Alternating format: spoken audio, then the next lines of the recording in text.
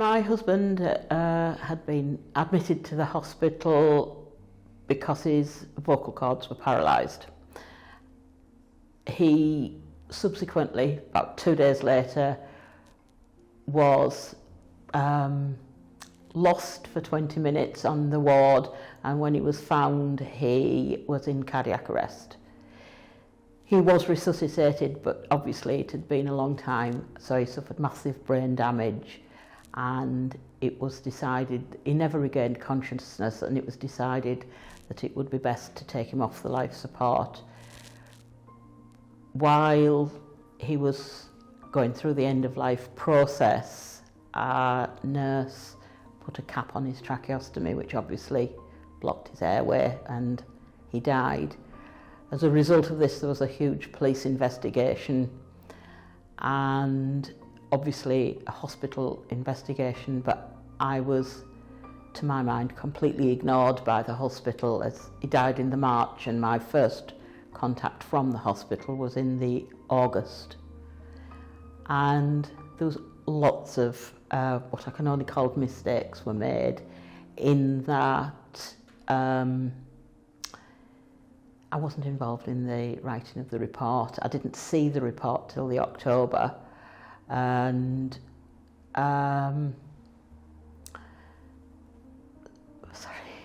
written a statement 2 days after Malc died, but the hospital staff hadn't.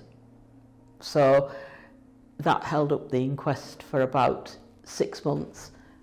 So I wrote a letter to the hospital just to tell them that what a massive difference the way that Malc died had made to the fact I could not grieve properly, because I was involved in the police. I had 12 hours with the police, and meeting after meeting after meeting with the hospital after first contact, 5 meetings with the hospital just to agree, get the report written. At this point, that's when I wrote to the hospital and said, kind of, what about me? This has been absolutely atrocious.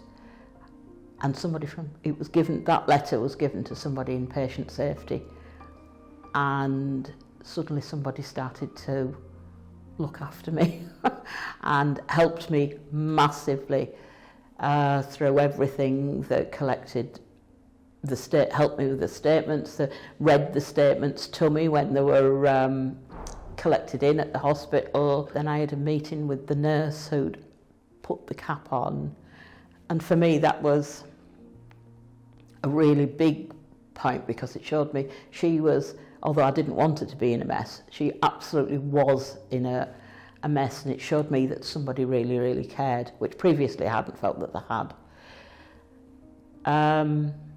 So we went to inquest, and at the end of the inquest, one of the doctors from the hospital read a long list of changes that were being made,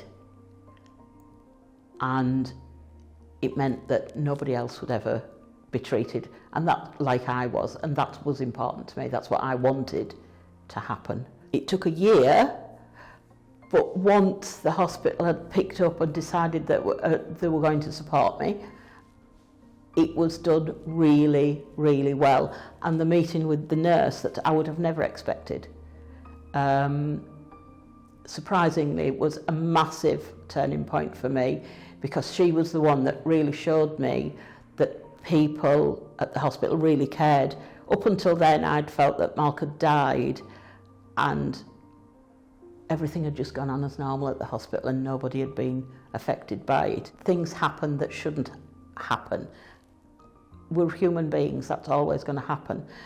Obviously, we want that to be minimised, but I think the way that if something does happen, then the way it is handled makes the difference between being stuck for a family member or a relative, to be stuck in a spiral of just not being able to get out, not live their life, not move forward with their life.